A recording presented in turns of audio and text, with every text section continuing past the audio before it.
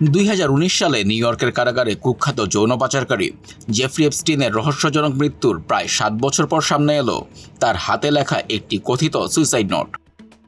গত বুধবার যুক্তরাষ্ট্রের এক ফেডারেল বিচারক নোটটি জনসমক্ষে প্রকাশের নির্দেশ দেন। হলুদ রঙের একটি লিগ্যাল প্যাডে লেখা এই নোটে এপস্টিন লিখেছিলেন, বিদায় বলার সময় নিজে বেছে নিতে পারা এক ধরনের স্বস্তি। নোটটি পাওয়া গিয়েছিল এপস্টিনের সাবেক সেলমেট ও সাজাপ্রাপ্ত খুনি নিকোলাস টার্টাগ্লিওনের কাছে। নোটটিতে লেখা ছিল, তারা মাসের পর মাস তদন্ত করেও কিছু পায়নি, তাই 15 বছর আগের অভিযোগগুলো সামনে আনা হলো।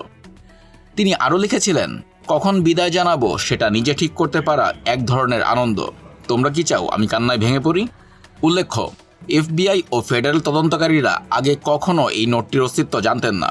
টার্টাগ্লিওনের বর্ণনা মতে তাদের সেলে থাকা একটি বইয়ের ভেতরে নোটটি লুকানো ছিল। ধনী ও ক্ষমতাধর ব্যক্তিদের সঙ্গে সখ্য থাকা এপস্টিনের বিরুদ্ধে অপ্রাপ্তবয়স্কদের যৌন পাচারের গুরুতর অভিযোগ ছিল।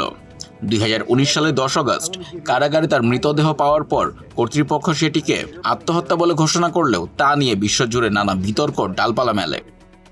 এখন এই নোটটি প্রকাশ্যে আসায় এপস্টিন রহস্যের নতুন এক মাত্রা যোগ হলো। যদিও বিচারক এই নোটের সত্যতা নিয়ে সরাসরি কোনো মন্তব্য করেননি, তবে জনস্বার্থের কথা বিবেচনা করেই এটি প্রকাশের অনুমতি দিয়েছেন।